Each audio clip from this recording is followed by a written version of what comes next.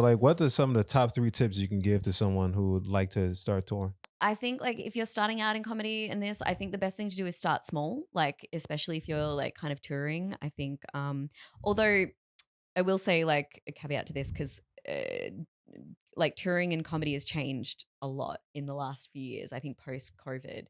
So I think pre COVID, like I've been self producing since I was 19. So I used to do the old school way, Wow. which was like posters and like getting in the newspaper and like doing radio and like doing advertising that way to then moving into Facebook ads, which was like the beginning of that. And then now it's like TikTok ads, there's Facebook ads, there's like, So many YouTube and habits, yeah. you got to have a podcast. So I think the thing is as well, like I was talking to a comic recently and I said like start small. Like, I think touring is great, but you have to be economical about it and, just doing like um small cities close to each other and just like a little bit and small venues, like free venues. So you have to really cut your costs. So in terms of that, that might be taking a Flix bus, that might be staying in a hostel, like which all of these things I've done, by the way, like Mhm. many times, and doing small free venues and just building that audience through that way.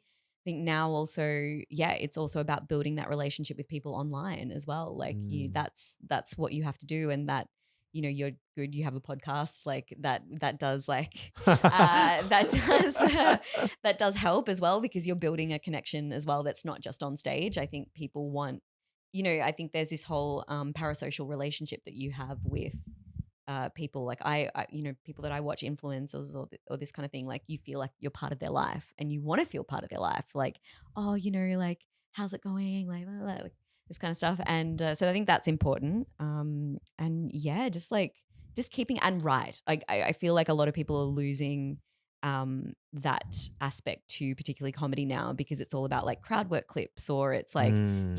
it's editing, it's making sure you like booking the venues and doing all this. But at the end of the day, like we're still comedians and we still have to write. And I think that is the key thing. I hear all this time, like, oh, the algorithm's changing and we've got to like, you've got to, if you post this trend, you'll get more followers. And if you do this, and it's like, yeah, that's cool, but why don't you just like write a joke as well? Like, do you know what I mean? Like, I know I feel like such a bitch in No, this no, way, like, no. but This yeah, is you have to say this. Yes, this is yeah, important. because Yes. it has changed and I've seen it change. I've seen like the industry change, yeah, pre-COVID, like to post-COVID, and it's very different. And I hear this talk all the time and like, like this and if you don't have an agent or if you're trying to do it and you're trying to make a following, like I think you just have to be authentic and you have to be good. Like you have to be writing and you have to go because like at the end of the day, like I mean, crowd work's great and these things are good, but I think audiences still want a good joke and they want this. Like crowd work is good, it can work and like